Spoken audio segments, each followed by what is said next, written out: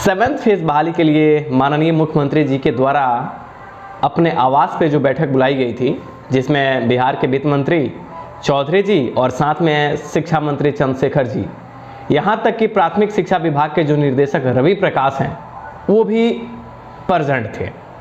Seventh phase बहाली के लिए और नोटिफिकेशन नियमावली दोनों पे बात चली और एटलीस्ट नीतीश कुमार ने कहा कि सेवेंथ फेज बहाली के लिए जो विपक्ष की पार्टियां हैं जो इस समय बयान दे रही है कि बहाली को लेकर के ये सरकार बच्चों को गुमराह कर रही है और नोटिफिकेशन नियमावली नहीं रिलीज कर रही है, तो विपक्ष को ऐसा मुद्दा बनाने का मौका न दिया जाए। नीतीश कुमार का साफ इंडिकेशन रहा है कि बहाली के लिए चाहे कोई भी पार्टी अगर कुछ भी स्टेटमेंट दे रही है तो हमें वो उनकी स्टेटमेंट को आगे नहीं बढ़ने देना है और बहाली जो सेवेंथ फेज की होने वाली है प्राथमिक और माध्यमिक, इस पे अतिशीघ्र काम किया जाए। साथ ही साथ ये भी कहा गया कि जो ये बैठक होने वाली है कैबिनेट की, इस कैबिनेट की बैठक में नियमावली जो है इस नियमावली को रिलीज कर दिया जाए और नियमावली रिलीज करने के चंद दिनों बाद जो नोटिफिकेशन है सेवेंथ फेज बहाली के लिए एटलीस्ट 15 दिसंबर तक या उसके आसपास, यानी 10 दिसंबर के बाद कभी भी नोटिफिकेशन जो है वो आपको पब्लिक डोमेन में देखने को मिलेगा। हाँ, ये भी बात है कि माध्यमिक के नोटिफिकेशंस को सरकार तुरंत रिलीज करेगी, प्राइमरी के नोटिफिकेशन में अभी वेट करना होगा।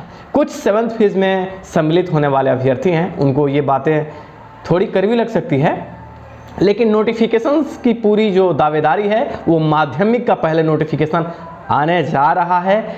इन पूरे बैठक में खास मुद्दा रहा कि विपक्ष जिस प्रकार से आप देख रहे हैं कि शिक्षक बहाली को लेकर के जो मुद्दा उठा रहा है, तो विपक्ष को ऐसा बोलने का मौका न दिया जाए।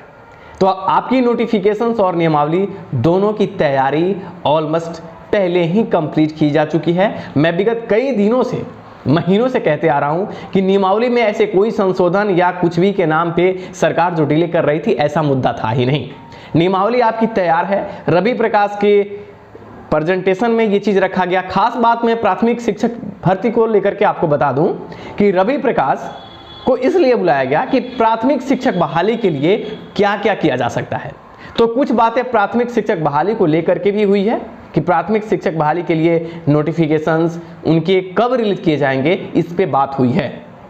लेकिन माध्यमिक नोटिफिकेशन पहले जारी किया जाएगा। ये जो चीजें हैं वो हमारे बीच सामने निकल के आ रही हैं। खास बात यह है कि वित्त मंत्री का प्रेजेंट होना ये इंडिकेट करता है कि जो सेवेंथ फेज शिक्षक की भर्ती होगी तो पैसे की जो किल्लत होगी, है ना, पेमेंट की जो बात आएगी, तो वित्त विभाग इसको फाइनेंस कर देगा शिक्षक भर्ती के लिए। तो ये मामला खत्म हो जाएगा, क्योंकि बार बार पैसे का जो रोना था ये न हो, इसलिए वित्त विभाग को भी बुलाया गया, है ना। शिक्षा मंत्री को बुलाया गया कि अब आप अपने स्टेटमेंट दे सकते हैं, अब आप कॉपी पेस्ट मत कीजिए। समझ रहे हैं ना। तो शिक्षा मंत्री अब जो बयान देंगे वो सटीक देंगे। प्राथमिक शिक्षा विभाग के निर्देशक को इसलिए बुलाया गया कि प्राथमिक शिक्षक बहाली के लिए क्या करना है। हाँ, माध्यमिक के नोटिफिकेशन जो हैं वो डेफिनेटली आपको दिसंबर में अब देखने को मिल सकते हैं और नियमावली की जहां तक बात है वो बहुत जल्द। हाँ जी, पहली बैठक या दो बैठक, मैं विगत 5 या 6 दिन पहले से ही कह रहा हूं, कई सारे वीडियोस में ये चीजें हम लोगों ने चर्चा किया है कि 2 बैठक अहम होने वाला है। कैबिनेट का 2 बैठक, है ना, अहम होने वाला है, जिसमें आज न्यूज़ 18 और नीतीश कुमार ने भी कहा कि आने वाली जो बैठक होने वाली है उसमें नियमावली जो है वो जारी कर दिया जाएगा, है ना, कैबिनेट से मंजूरी ले ली जाएगी।